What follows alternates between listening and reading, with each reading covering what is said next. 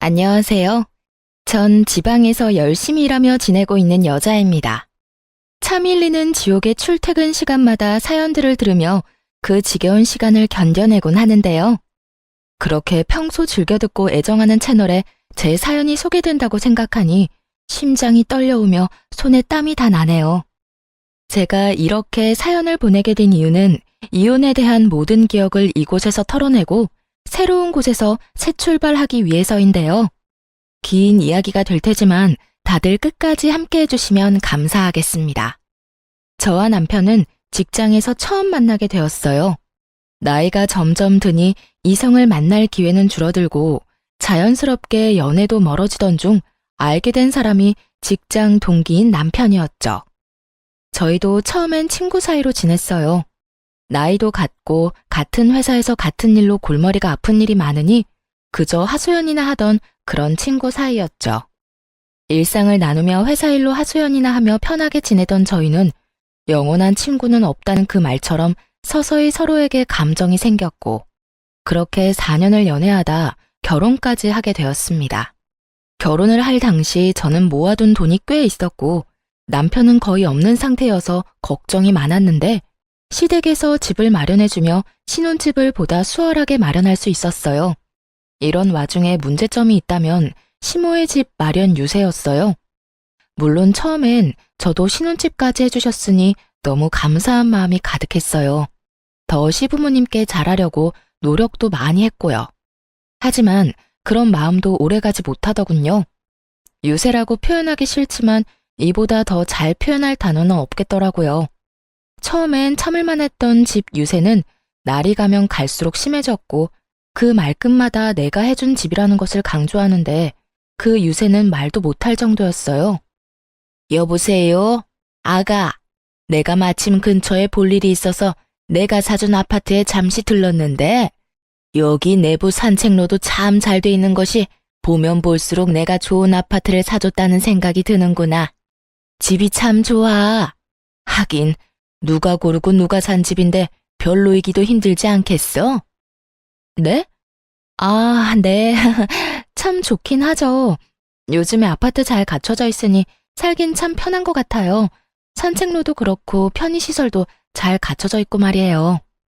요즘 아파트가 아니라 내가 사준 이 아파트가 너무 좋다는 말을 하고 있는 거야. 하여튼 넌 나한테 잘해라. 시집 하나 왔을 뿐인데 이런 아파트에서 살게 됐으니 말이다.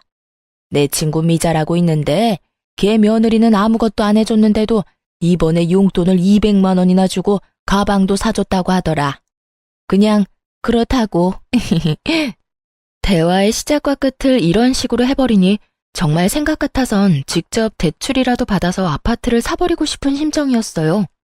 거기에다 제가 회사에서 일할 때마다 전화로 이런 말을 꺼내는데 꼭 내가 집을 해줬으니 네가 돈 많이 벌어서 나한테 다 갚으라는 뜻으로 들리기도 했어요.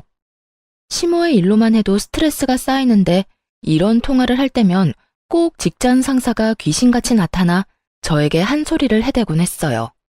또 시댁 전화? 아, 네. 죄송해요. 안 받으려고 했는데 혹시나 급한 일이면 어쩌나 해서요. 다음부턴 저녁에 전화 달라고 말씀드릴게요.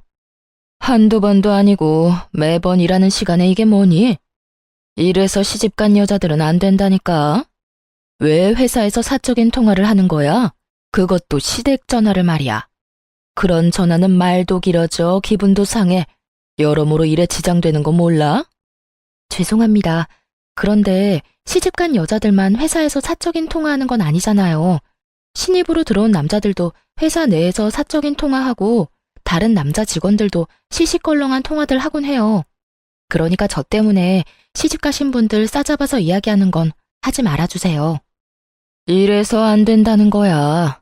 다른 직원들은 직장 상사가 한마디 하면 그냥 네 하고 넘기는데 꼭 결혼해서 사회생활 하러 나온 여자들은 한마디도 안 지려고 이 난리를 부린다니까. 내가 박주임 남편이라도 된다고 생각하는가 본데 나 박주임 남편 아니고 직장 상사야. 그러니까 내 말은 잔소리는 박주임 남편한테나 하고 내가 하는 말에는 고분고분 대답이나 하면서 시키는 일이나 똑바로 하란 이 말이야. 아, 정말 스트레스 받아. 저러다 임신이라도 하게 되면 또 얼마나 몸살이면서 일을 엉망진창으로 할 거야? 불난 집에 부채질하는 것도 아니고 매번 저런 식으로 사람 심기를 다 헤집어 놓으니 스트레스는 극에 달해 있었죠. 그렇다고 크게 한번 부딪히기엔 제가 업무 중에 사적인 전화를 한 것은 잘못된 행동이었으니 그럴 수도 없는 노릇이었어요. 일에 지장을 준 것은 아니지만 직장 상사로서 할 수 있는 말이라고 생각했던 것이었어요. 물론 그렇게 생각을 해도 유독 저에게만 심하게 히스테리를 부린다고 느끼긴 했지만요. 그나마 이 모든 걸 견딜 수 있었던 것은 남편 덕분이었죠. 이렇듯 스트레스가 극에 달하는 날이면 남편과 함께 치맥을 하며 하소연을 하곤 했는데 그게 또 스트레스 날리는 데엔 큰 도움이 되더라고요. 여보, 아까 봤지?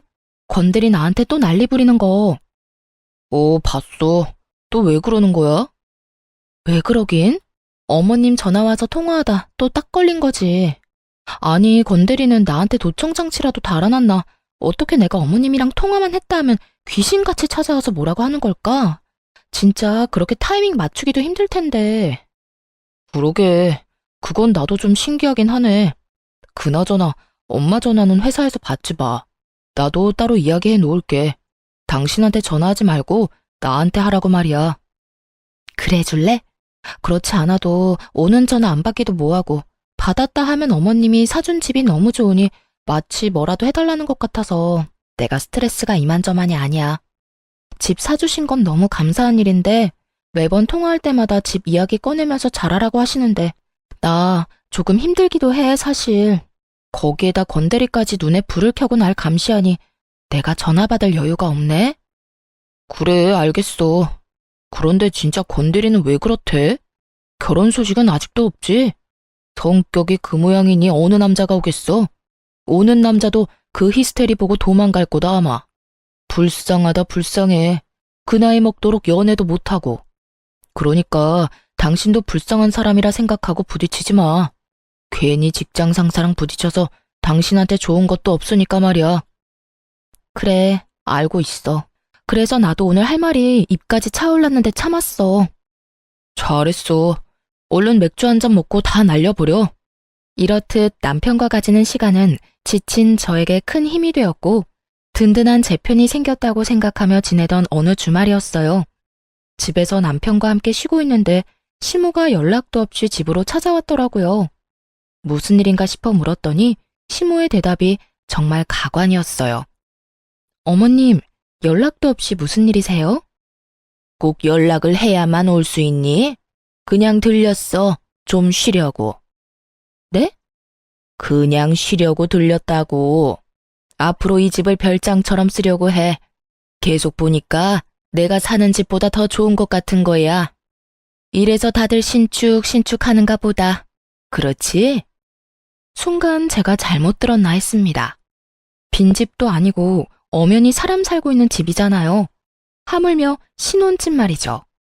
그런 집을 시모는 쉬는 목적으로 별장처럼 쓰겠다고 말하고 있었고 전 시모의 머리가 어떻게 됐다는 생각이 들며 아무런 말도 나오지 않을 때였어요. 시모는 이런 제 생각을 아는지 모르는지 더 경악스러운 요구를 해대기 시작했어요. 그래서 하는 말인데 비밀번호 좀 알려다오. 내가 번번이 벨 누르고 들어오는 것도 말도 안 되는 것 같고 너희 있나 없나 연락하고 오는 것도 귀찮기도 해서 말이다. 너도 알다시피 내가 이 동네에 자주 오는데 그때마다 너희가 일을 하고 있으니 그냥 집으로 돌아간 게 한두 번이 아니야. 네가 비밀번호만 알려주면 내가 혼자 들어와서 쉬기도 하고 시간도 보내다 가면 좋지 않겠니? 시모는 당연하다는 듯 비밀번호를 요구하고 있었고 저는 드라마에서나 보던 상황에 헛웃음이 나왔어요.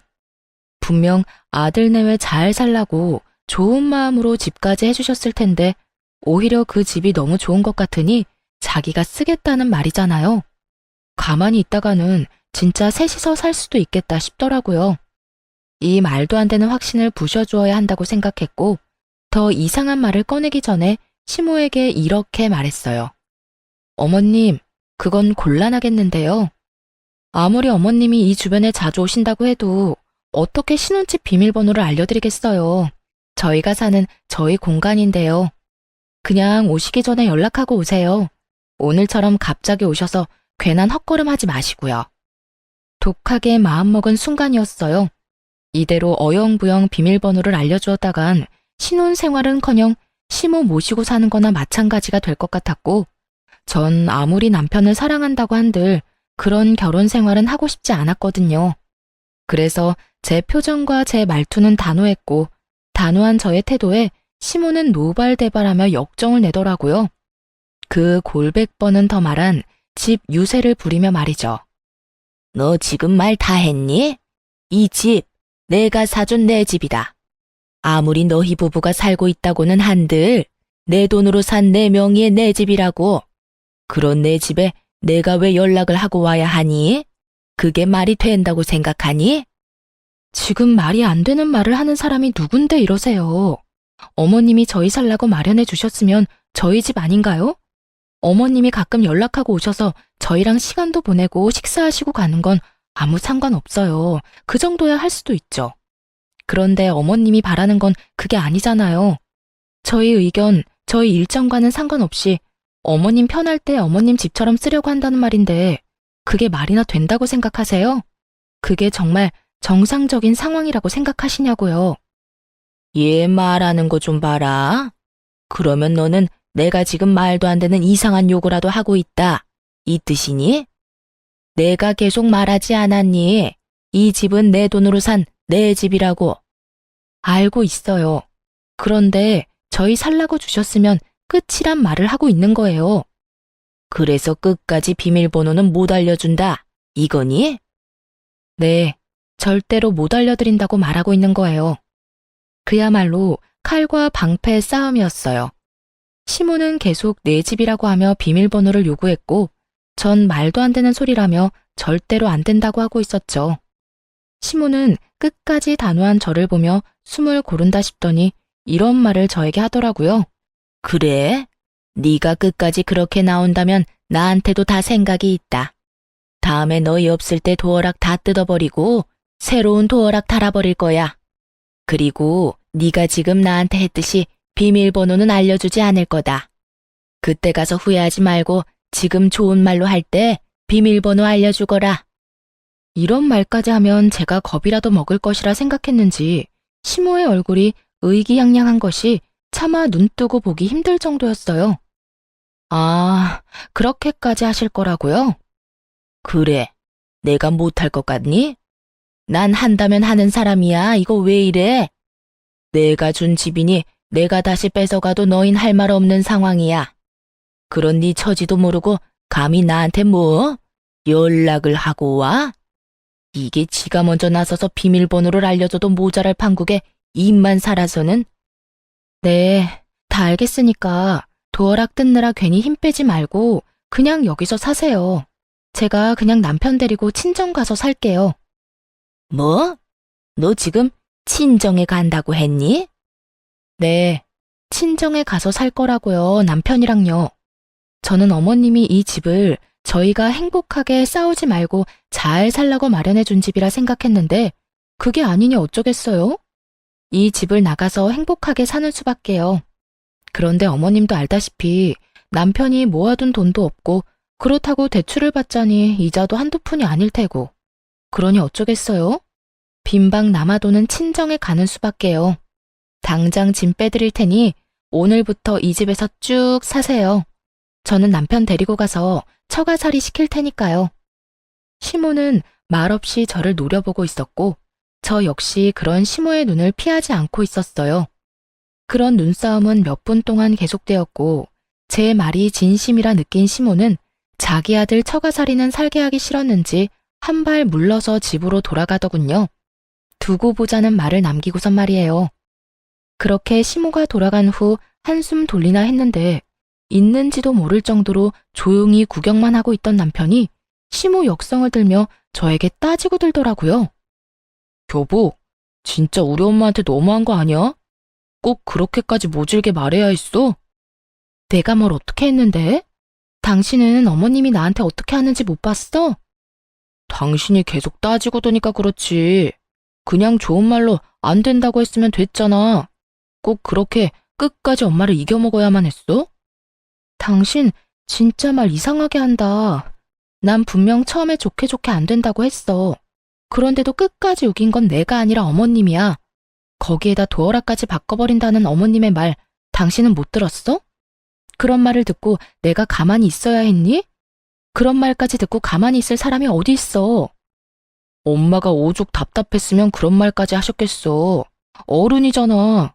어른한테까지 꼭 그렇게 이겨먹을 필요는 없잖아. 어른도 어른 나름이지. 당신 말대로 말 같지도 않은 말을 내내 하고 넘어가면 더 큰 문제가 되어서 돌아온다는 거 몰라서 지금 그런 말을 하는 거야? 더 큰 문제는 무슨? 뭘 말하는 건데? 그리고 말이야 바른 말이라고 여기 엄마 집 맞잖아. 엄마가 이 집 마련 안 해줬으면 우리 지금쯤 대출금 갚느라 이런 편한 생활은 하지도 못했다고. 애초에 자기가 모은 돈은 너무 없어 시모 도움까지 받게 된 것인데 저딴 말을 하니 어이가 없더라고요. 당신 잊었어? 난 집 마련할 능력이 있었어. 물론 지금도 있고 말이야. 반반 결혼을 하려고 했던 우리가 못하게 된 이유는 당신 때문이라고. 당신이 돈이 없었으니까. 이게 다 누구 때문인데 엄마가 집 마련을 안 해줬으면 이렇게 편한 생활을 못했을 거라고? 당신이 지금 그런 말 할 처지야? 그건 그렇지만 엄마 덕분에 우리가 편하게 사는 건 맞잖아. 금전적으로 좀 여유로운 건 맞겠지. 그런데 돈이 다가 아니잖아. 당신이랑 나, 어머니 때문에 이렇게 말다툼하는 상황이 편해? 매번 어머님이 이렇게 오셔서 내 집이라고 마음대로 하는 모습이 당신이 보기엔 편하냐고. 그러니까 엄마가 그러든 말든 그냥 그러려니 하고 져주면 다 편하잖아. 당신도 이렇게 언성 높일 일 없고 엄마도 저렇게 화낼 일 없고. 그러면 우리도 싸울 일 따윈 없다고. 당신이나 어머님이나 참말 안 통한다. 하여튼 나는 당신 말처럼 내내거릴 생각 없으니까 그런 줄 알고 당신도 어머님한테 비밀번호 알려주지 마. 알려주기만 해봐. 정말 대출을 내서라도 집 마련해서 이 집에서 확 나가버릴 테니까. 정 안 되면 정말 처가살이까지 각오해야 할 거야. 저는 말로 남편의 입을 막아버렸고 남편도 더는 똑같은 말을 꺼내지 않더라고요. 결혼 이후 처음으로 한 부부싸움에 감정이 상할 대로 상한 상태였고 어느 누구도 먼저 말을 걸지 않고 있었어요. 말도 하지 않는 상황이었지만 그저 흔히들 할 수 있는 부부싸움이라 생각하며 차마 이혼까진 생각지도 않고 있었는데 남편은 제 생각과는 다른지 점점 냉랭한 모습으로 저를 대하더라고요. 그런 남편의 태도를 보며 저 역시 남편에 대한 실망감이 더욱 깊어졌고요. 물론 그 이유가 남편의 행동뿐만은 아니었어요. 저에게 말 한 번 걸지도 않는 남편은 어느 순간부터 회사에서 저와 사이가 좋지 않던 그 직장 상사와 친하게 지내기 시작했고 그런 모습에 실망감은 더 깊어지고 있었죠. 처음엔 저에게 화가 난 남편이 저를 약올리려고 저런 행동을 하나 지켜만 보고 있었는데 어느 날은 저와 친한 동료가 저에게 이런 말을 하는 게 아니겠어요? 박주임, 너 네 남편 잘 지켜봐. 요즘 건들이랑 가깝게 지내는 게 심상치 않아. 어? 우리 남편? 에이, 그런 거 아닐 거야. 요즘 부부싸움을 좀 했는데 괜히 나 약 올리려고 저러는 것 같아. 처음엔 나도 그렇게 생각했는데 그게 아닌 것 같아. 이런 말 박주임 기분 나쁠까 봐 안 하려고 했는데 못 본 척하는 건 아무래도 아닌 것 같아서. 나 비상계단에서 두 사람 마주쳤는데 날 보더니 화들짝 놀래면서 이상한 연기를 하더라니까. 아닐 수도 있는데 혹시 모르는 일이니까 잘 지켜봐. 정말 박주임 걱정돼서 하는 말이니까 너무 기분 나빠하지 말고. 이 말을 듣는데 정말 뒤통수가 얼얼해지는 느낌이었어요. 시모의 일로 남편과 다투고 사이가 좋지 않긴 했지만 그런 쪽으론 정말 생각해보지도 못했으니까요. 그렇게 전 점심시간 모두가 자리를 비운 사이 재빠르게 남편의 컴퓨터를 살펴보게 되었고 그것은 판도라의 상자와 다름이 없었습니다. 남편의 회사 컴퓨터엔 카톡이 켜져 있었는데 그곳엔 상사와 나눈 대화가 가득하더라고요. 자기야, 오늘 나랑 점심 같이 먹을 수 있어? 그럼, 요즘 집사람이랑 말도 안 하고 지내는 거 알잖아. 점심시간 시작하기 전에 좀 일찍 나가자. 회사 근처엔 보는 눈도 많으니까 좀 멀리 가서 먹고 오자고. 그래, 좋아. 아, 자기가 평생 박주임이랑 화해 안 했으면 좋겠어. 그냥 이참에 이혼하면 안 돼? 그냥 나랑 살자. 어차피 자기 엄마도 이혼하라고 하신다며. 그렇긴 한데 내가 이혼하고 자기랑 만나면 회사 사람들이 뭐라고 하겠어? 그리고 자기도 알다시피 집사람 성격도 장난 아니잖아. 아마 우리 회사 생활도 못하게 소문 다 내버릴 거야. 그러면 자기나 나나 회사에서 잘리게 될 테고. 그건 걱정도 하지 마. 내가 자기 이혼하기 전에 내쫓아버리면 되니까. 내가 괜히 계속 박주임 괴롭힌 줄 알아?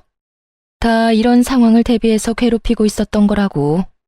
물론 자기를 만나면서 질투가 나서 더 괴롭힌 것도 있지만 이런 상황이 오면 쉽게 내쫓으려고 괴롭힌 것도 있었지. 자기야, 내가 말했지? 나 자기 많이 좋아해. 박주임보다 내가 자기를 먼저 좋아했었어. 그러니까 나한테 와. 내가 진짜 잘할게. 자기 엄마한테도 잘할 거고 말이야. 일단 알겠어. 자세한 이야기는 점심 먹으면서 하자. 대화의 처음은 저희가 결혼을 하고 난 후부터 조금씩 주고받기 시작했고 본격적으로 만나기 시작한 건 얼마 되지 않은 듯 했어요. 여기까지만 해도 그 충격이 작지 않았는데 저를 더 경악스럽게 만든 것은 시모의 카톡이었어요.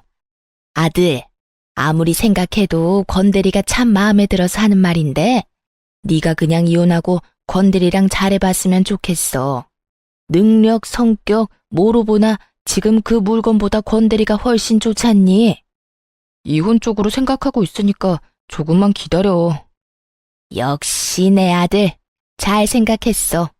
그런데 권대리는 또 언제 집에 데리고 올 거니? 다시 만나게 되면 아예 결혼 날짜를 잡아버려야겠어. 엄마, 급한 마음은 알겠는데 너무 서두르지 마. 그러다 죽도 밥도 안 될 수가 있어. 이미 저와의 이혼은 확실했고 아예 결혼 이야기까지 나오고 있더라고요. 그제야 모든 것이 맞춰 들어가더군요. 저를 향한 지속적이고 지나친 상사의 괴롭힘부터 한 번 싸웠다고 이때껏 냉랭하던 남편의 모습, 그리고 연락이 와서 시집살이 시켜도 몇 번은 더 시키고도 남을 시모가 아무 연락조차 없는 것까지 모든 것이요. 상간녀는 제가 질투나고 꼴 보기 싫어 이때껏 저를 그렇게나 못 잡아먹어 안달이었던 것이고, 시모는 이제 새로운 며느리가 생길 예정이니 연락을 할 필요가 없었던 것이었죠. 남편과 상간녀는 사랑에 빠진 여느 연인과 다름이 없는 모습이었고, 시모는 새 며느리를 맞이할 생각에 들떠 한껏 신이 난 상태였어요. 이혼은 당연한 상황이 되었고, 그런 상황이 되니 그냥 이혼해 줄 순 없는 노릇이었어요. 끝까지 남편을 붙잡고 또 붙잡아 최적의 타이밍에 이혼하기로 결심한 것이었죠. 카톡을 살펴본 결과 그 타이밍이 멀지 않은 것 같았거든요. 그렇게 전 소름 끼치는 결혼 생활을 조금 더 버티기로 했고, 남편과 시모는 작정하고 저를 괴롭히기 시작하더군요. 위자료를 주기 싫어 어떻게 해서든 제 입에서 이혼 소리가 나오게 하려고 애쓴다는 걸 알고 나니 그저 웃길 뿐이었어요. 당신 빨래 안 했어? 어떻게 양말 하나가 없어? 빨래 했는데? 내 것만 했지. 뭐? 내 것만 했다고. 나한테 말 한마디 안 걸고 눈 한 번 안 마주쳐주는 남편 뭐가 예쁘다고 빨래를 해줘? 아참, 그리고 앞으로 밥도 내 밥만 차려 먹을 거니까 당신 밥은 당신이 차려 먹어. 당신 진짜 이렇게 치사하게 굴 거야? 그리고 당신 주부야. 주부가 그런 기본적인 것도 안 하면 어쩌자는 거야? 주부이기 전에 나도 회사원이야. 그리고 집안일은 여자만 하라는 법이라도 있어? 내가 집에서 노는 사람도 아니고 나도 일하러 다니고 돈 버는데 왜 나만 집안일을 해야 해? 각자 번 돈 각자 쓰는 것처럼 각자 집안일은 각자 해. 야, 너 이따위로 나올 거야? 이따위로 나올 거야. 그러니까 나한테 앞으로 이래라 저래라 하지 마. 이때껏 말 한마디 안 걸더니 기껏 한다는 말이 빨래? 그딴 말 할 거면 그냥 쭉 계속 말 걸지 마. 그 편이 나도 편하니까. 남편은 괜한 시비와 트집을 잡아보려 노력했지만 이렇듯 저에게 상대도 안 되는 남자였고 뜻대로 되지 않자 시모를 집으로 부르더군요. 예, 너 이 말이 사실이니? 너 내 아들 밥도 안 해준다면서? 네, 그랬는데 왜요? 그게 또 불만이어서 여기까지 이러고 왔어요? 그러면 내가 가만히 앉아있게 생겼니? 여자가 결혼했으면 밥은 당연히 차려줘야지. 어디서 못 배운 짓거리야? 그리고 집안꼴이 이게 뭐야? 얼른 우리 아들 밥 차려주고 청소부터 하거라. 청소기로 대충 밀지 말고 깔끔하게 걸레질까지 싹 하란 말이야. 싫은데요. 그렇게 더러우면 어머님이 하세요. 저는 요즘 처리해야 할 일이 많아서 피곤하거든요. 그러니까 아들 사는 어머님 집이 더러워서 못 견디겠으면 어머님이 직접 다 하세요. 뭐야? 너 도대체 왜 이러니? 뭘 믿고 이렇게 막 나가냔 말이야. 제가 믿기는 뭘 믿겠어요? 저는 막 나가는 게 아니라 그저 제가 할 말을 하는 것뿐이에요. 그렇잖아요. 저는 청소할 필요가 없다고 생각하는데 어머님 눈엔 청소가 필요하니 필요하다고 생각하는 사람이 하는 게 맞는 거고, 저한테 애정 한번 주지 않는 남편한테 밥 차려주기 싫어서 밥도 안 해주는 건데 그걸 누가 뭐라고 할 수 있나요? 그러니까 계속 이렇게 찾아와서 괜한 트집 잡아봐도 아무 소용 없으니까 이렇게 오지 마세요. 불편하니까. 다음부턴 어머님 오시면 전 그냥 나가 있을 테니 그런 줄 아시고요. 시모는 또 어떻게 해서든 트집을 잡으며 저를 괴롭히려고 노력했지만 전 그럴 때마다 싱긋싱긋 웃으며 시모의 약을 올려주었어요. 그럴 때마다 시모는 뒷목 잡고 앓는 소리를 내곤 했고, 그마저도 꼴 보기 싫어졌던 저는 시모가 오면 말을 다 무시한 채 집을 나가버리곤 했습니다. 생각 같아선 짐을 싸서 확 나가고 싶었지만 누구 좋으라고 그렇게 하겠어요. 그래서 시모와 남편의 쇼를 보며 그 시간만 기다리고 또 기다렸죠. 남편은 여전히 저에게 위자료 한 푼이 주기 싫어 본인 입으론 절대 이혼 이야기를 꺼내지 않고 있었고, 저 역시 그런 점을 이용해 하고 싶은 행동은 다 하며 아주 편하게 지내고 있었습니다. 남편이 말도 안 되는 소리를 하면 말도 안 되는 말로 갚아주기도 했고, 그마저도 귀찮을 땐 대답도 하지 않고 무시해버리곤 했죠. 그렇게 끝에 끝까지 몰린 남편은 결국 저에게 이혼을 하자고 먼저 말하더라고요. 더는 못 참겠어. 이혼하자 우리. 이혼? 난 싫은데. 내가 누구 좋다고 이혼을 해줘야 해. 누군 누구야. 서로 좋아지려고 이혼하는 거지. 사실 이게 결혼 생활이 맞는 거야? 이건 좋아서 같이 사는 게 아니잖아. 난 더는 당신 같은 여자랑 살기 싫으니까 그냥 조용히 이혼해. 글쎄 싫다고 했잖아. 그렇게 하고 싶으면 소송 걸어. 아무리 소송을 건다고 한들 이혼이 되겠냐마는 나는 당신이랑 살면서 잘못한 것도 없고 당신이 내세울 거라곤 내가 집안일 안 해준 것 뿐일 텐데 그걸 어떻게 증명할 건데? 그리고 그렇다고 한들 그게 이혼 사유가 될 것 같아? 된다고 한들 바로 이혼이 되겠어? 어찌됐든 난 지금은 이혼할 생각 없으니까 그런 줄 알아. 나 진짜 당신이랑 이러고 실랑이하고 있을 시간 없어. 그러니까 그냥 이혼 좀 하자고. 시간? 왜? 무슨 문제 있어? 나랑 꼭 지금 이혼해야 할 이유라도 있는 거야? 아니. 그런 게 아니라 그냥 이렇게 사는 게 무슨 의미가 있나 이런 말이지. 당신도 엄마가 찾아와서 당신 괴롭히는 거 힘들 거 아니냐고. 안 힘들어. 어머님 오면 바로 나가버리는데 내가 힘든 일이 뭐가 있어. 그러니까 내 걱정은 하지 말고 네 걱정이나 해. 내 걱정해서 이혼하자고 하는 거라고. 이혼 좀 하자 제발. 싫다고 했지. 정 이혼하고 싶으면 소송 걸어. 그러면 되겠네. 남편은 끝까지 이혼을 하자고 우겨댔고 전 그렇게 하고 싶다면 소송을 걸라고 반박해버렸죠. 소송을 걸었다간 본인에겐 이로울 것이 하나 없다는 걸 잘 아는 남편은 입을 닫아버리더군요. 모르긴 몰라도 시모와 상간녀에게 시달리고 있는 것이 분명한 남편은 점점 더 안색이 창백해져 갔고 그 꼴을 보는 내내 참 통쾌했습니다. 그렇게 통쾌한 날들이 지나던 어느 날 시모에게 연락을 받은 남편이 허겁지겁 집을 나서더라고요. 그 모습을 보고 직감적으로 오늘이 그날이구나 싶었죠. 얼른 제 짐을 챙겨 퀵으로 친정에 보낸 후 남편을 기다렸어요. 아니나 다를까 3시간쯤 지나니 짐을 든 시모와 함께 남편이 집으로 들어오더라고요. 시모는 울고 있었고 어떤 상황인지 뻔히 알고 있는 저는 아무것도 모른다는 듯 물었어요. 이게 무슨 상황이야? 어머님은 또 왜 저런 모습이야? 그게, 엄마가 주식을 하다가 사기를 당했어. 거기서 멈췄어야 했는데 본전 생각나니까 계속 주식하다가 가진 걸 날린 것도 모자라 빚까지 냈다네. 오늘 빚쟁이들이 집으로 찾아와서 급하게 엄마 모시고 오는 길이야. 이미 엄마 집은 넘어갔고 이 집도 아마 곧 넘어가게 될 거야. 시모는 주식 사기꾼에게 사기를 당해 큰 돈을 날리게 되었고 그 돈을 메우고자 다시 주식에 손을 댄 것이었어요. 그렇지 않아도 성공하기 힘든 주식을 아무 지식도 없는 시모가 아무리 돈을 쏟아붓는다 한들 수익을 낼 리가 없었고 계속 잃고 잃다 가진 돈도 날리고 집도 날리다 못해 빚까지 내게 된 것이죠. 남편은 제 눈치를 살피고 있었고 시모는 남편이 이야기하는 내내 울고만 있더라고요. 그런 두 사람의 모습은 말도 못할 만큼 가관이었고 더 가관인 말이 남편의 입에서 흘러나오고 있더군요. 그래서 하는 말인데 당신 나랑 결혼할 때 혼수만 해오고 남은 돈 있잖아.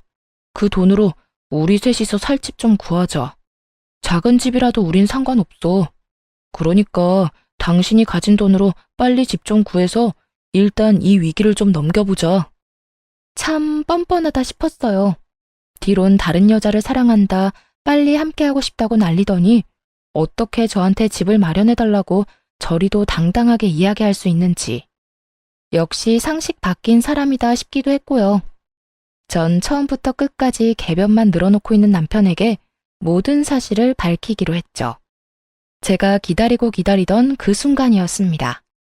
듣고 있으려니 참 기가 차서 웃음이 나려고 하네. 나한테 이럴 필요가 뭐 있어? 당신 내가 굳이 살 집 마련하지 않아도 살 수 있는 집이 또 있잖아. 땡땡동 땡땡 아파트 109동 1203호. 나한테 구질구질하게 집 해달라 하지 말고 거기 가서 당신 엄마랑 살아. 남편은 제 말에 화들짝 놀라며 이렇게 말하더군요. 그걸 어떻게 알았어? 아니, 언제부터 알고 있었어? 어디까지 알고 있냐고. 다 알면서 왜 나랑 이혼 안 해준 거야? 너 이러라고 이혼 안 해준 거야. 내가 어디까지 알고 있는지 궁금해? 나 당신이 생각하는 것보다 많이 알고 있었어. 당신 엄마가 주식으로 돈 다 날려먹은 것부터 시작해서 집도 다 경매로 넘어가기 전에 나랑 하루빨리 이혼하려고 안달났던 것까지 말이야. 뭐? 그러면 그때 이혼 안 한다고 우긴 것도 다 알고 일부러 그런 거였어? 응. 나 일부러 이혼 안 하고 버틴 거야. 오늘 이런 순간을 위해서. 네, 저는 다 알고 있었습니다. 이런 순간이 올 거라는 걸 말이죠. 사실 카톡을 보게 되었을 때 남편의 외도 말고 알게 된 점이 무수히 많았습니다. 시모가 주식 사기를 당한 것도 모자라 다시 주식을 해 다 날려먹었다는 건 물론이었고 상간녀는 시모와 잘 지내고는 싶지만 시모를 모시고 살 생각은 없다는 것까지 말이죠. 그래서 남편은 하루라도 빨리 정리하고 상간녀와 재혼을 해버릴 생각이었던 것이죠. 그리도 시끄럽게 한 재혼인데 고작 시모 한 명 모신다고 다시 이혼을 할 리는 없을 거라 확신한 것이었어요. 그런 사실을 다 알아버린 저는 절대 이혼을 해주지 않고 버텼고 결국 시모의 집은 경매로 넘어가 오갈대가 사라져버린 것입니다. 마음이 급해진 두 사람은 일단 저에게 빌붙어 있다가 제 뒤통수를 치고 상간녀에게 갈 생각이었겠죠. 모든 사실이 드러나자 남편은 어떻게 이렇게까지 할 수 있냐고 따져 묻기 시작했어요. 당신이 나한테 어떻게 이렇게까지 해? 당신 때문에 나는 지혜랑 결혼도 못하고 지금 이렇게 엄마랑 오갈 데도 없어졌잖아.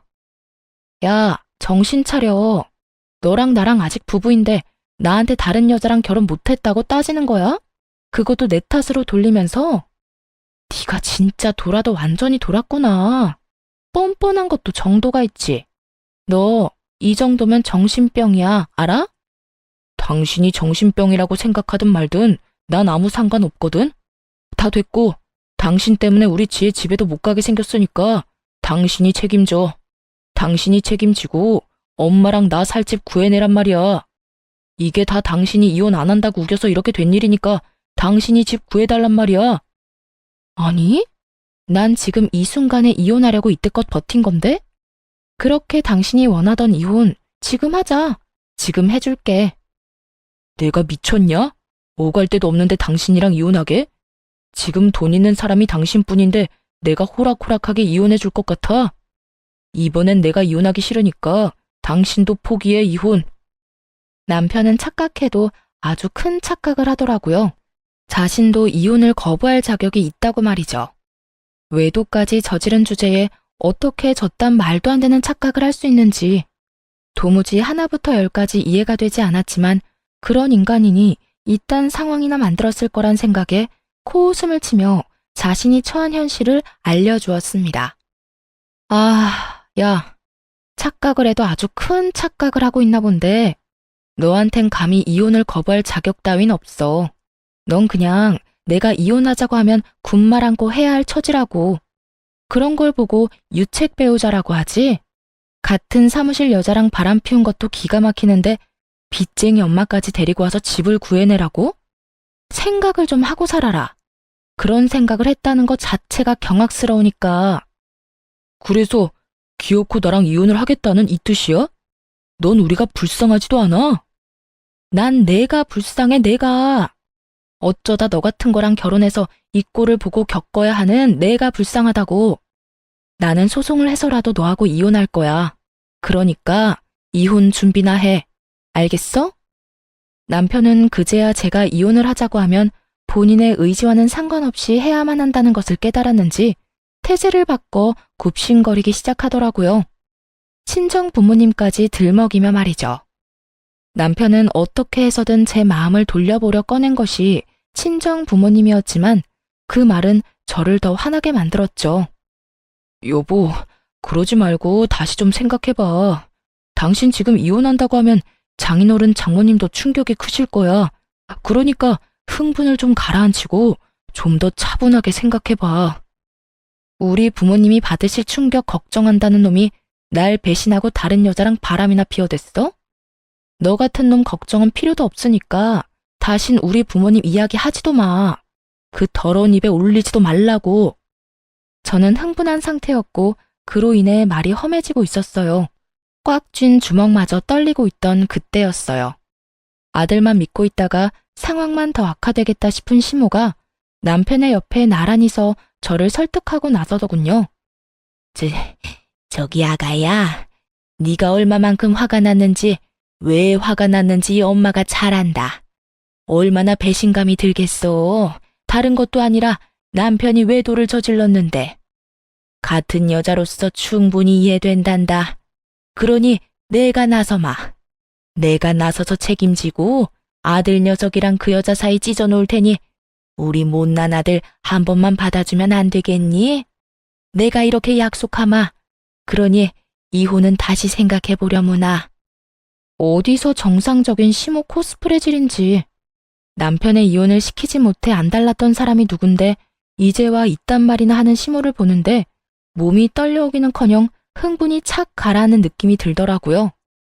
제가 여기서 흥분했다간 이로울 것이 없다는 걸 시모의 어이없는 연기 덕분에 깨달은 것이죠. 어머님, 제가 다 알고 있다고 했잖아요. 제가 다 안다는 사실 중엔 어머님 건대리가 마음에 든다고 집에 데려오라는 것도 저랑은 당장 이혼하고 건대리랑 빨리 재혼하라는 것도 포함되어 있어요. 그렇게 이혼 못 시켜서 안달이던 사람이 이제 와서 이혼은 하지 말라고요? 어머님 시커먼 속내가 훤히 다 보여서 화가 나기는커녕 웃음이 다 나네요. 그건 네가 비밀번호도 알려주지 않고 내 아들을 처가살이 시킨다고 하니까 화가 나서 그랬던 거다. 네가 건드리 그 여자애처럼 조금만 나한테 살갑게 했어도 내가 조광지쳐버리고 딴 여자하고 재혼하라는 말을 했겠니? 이거 보세요. 어머님은 이 순간까지 다 제 탓이죠? 애초에 자식들 잘 살라고 마련해준 집을 제 집처럼 생각하는 어머님이 잘못된 거라고요. 신혼집을 시어머니 쉼터로 쓰겠다는 걸 가만히 두고 볼 사람이 어디 있어요? 하여튼 전 더는 하고 싶은 말도 용서할 마음도 없으니까 그런 줄 알고 이혼이나 준비하세요.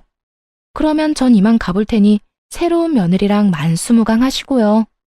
두 사람은 자리에 주저앉아 대성통곡을 하고 있었고 그 눈물이 비단 후회의 눈물만은 아닌 듯 하더군요.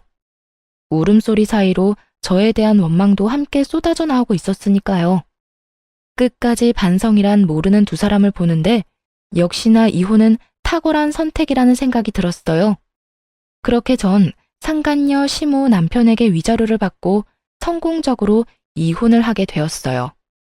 이혼을 하고 난 후 이혼 사유를 물어보는 많은 이들에게 숨김없이 이혼 사유를 퍼뜨려 주었어요. 그 덕에 회사엔 소문이 다 퍼졌고 두 사람은 전대미문의 불륜 딱지가 붙으며 하루아침에 회사를 그만두게 되었어요. 여기서 끝이 아니었어요. 사실 제가 전 남편에게 숨기고 있던 사실은 또 있었는데 그건 바로 상간녀는 돌싱이라는 것으로 소수 인원만 아는 사실이었어요. 전 남편 놈도 저와 이혼했으니 돌싱인데 뭐가 문제냐고 생각하시는 분이 계실 텐데 상간녀는 그 당시에도 바람을 피우다 걸려 상간녀 위자료와 이혼 위자료를 주며 거짓 신세였던 것이 문제였죠. 수중에 빚밖에 없었던 상간녀는 처음부터 전 남편의 집에서 신혼집을 해줬다는 이야기를 듣고 일부러 접근했나 보더라고요. 전 남편과의 로맨스를 꿈꿨던 것이 아닌 비탄감의 꿈을 꾸던 것이었어요. 결국 상간녀는 비탄감의 꿈도 이루지 못하고 저에게도 위자료를 주느라 더 큰 빚을 진 건 물론이고 회사까지 잘리게 되었습니다. 이런 상간녀에게 다른 비밀이 또 있었는데요. 그 비밀은 전 남편의 분노 가득한 전화로 알게 되었어요. 너는 다 알고 있었지? 권지에 이혼했었다는 사실부터 해서 가진 건 쥐뿔도 없는 빚쟁이라는 거 넌 다 알고 있었지? 이제 와서 그런 거 따져봤자 달라지는 게 있어? 그리고 그년이 빚쟁이라고 해도 당신이랑 당신 엄마한테 다른 선택지가 있어? 어떻게 해서든 빚쟁이 집에라도 얹혀 살아야 할 입장 아닌가? 나한테 이럴 시간에 얼른 그년한테 가서 빌어. 울고불고 하면서 당신 엄마랑 당신이랑 그 집에서 좀 살게 해달라고 해. 집 같은 소리 하네. 제 집인 양 굴더니 그 집도 자기 집이 아니라 친구 집에 얹혀 사는 거더라. 나 완전히 사기당했다고.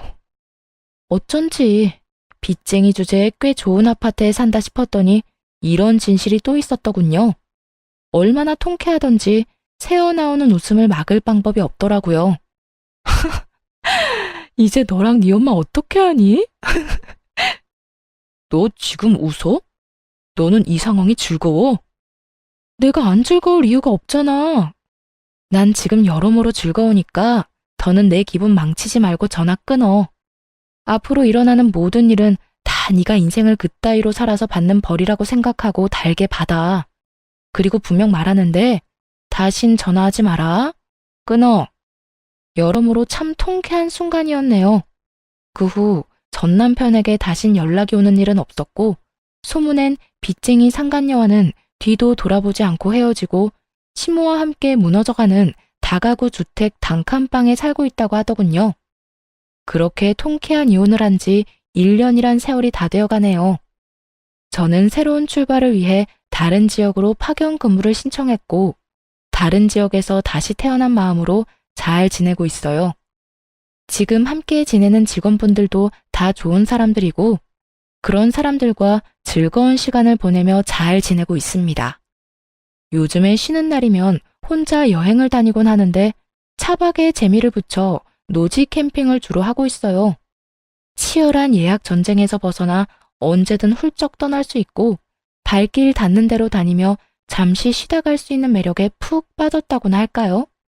물론 화장실이라든가 제대로 씻지 못해 찝찝한 불편함이 있긴 하지만 그 모든 걸 감수할 만큼 저는 즐거운 취미 생활을 하며 지내고 있어요. 혼자인 생활이 이렇게 자유롭고 행복한 줄 알았다면 진작 이혼을 해버렸을 것이라고 생각할 만큼 만족스러운 삶을 살고 있답니다. 이런 혼자인 삶에 만족해서인지 아직 누굴 만나고 싶다거나 결혼을 하고 싶은 생각은 없어요. 아직 그런 큰일을 겪은 지 얼마 되지 않기도 했고 시간이 흘러도 다시 누군가를 제 가족으로 맞아 함께 살아간다는 것은 아마 힘든 일이 될 것 같아요. 이혼이란 것이 저에게 부정적인 것을 이렇게 많이 남기긴 하지만 또 그런 것에서 배운 점 또한 많다고 생각합니다. 그래서 전 한 번의 실패를 발판 삼아 앞으로 더 나아가 보려고요. 이로써 저의 긴 사연도 끝이 났네요. 앞으로의 제 삶과 구독자분들의 행복한 삶을 응원하며 저는 이만 물러가 볼게요. 모두들 행복 가득한 날들만 가득하길 바랄게요.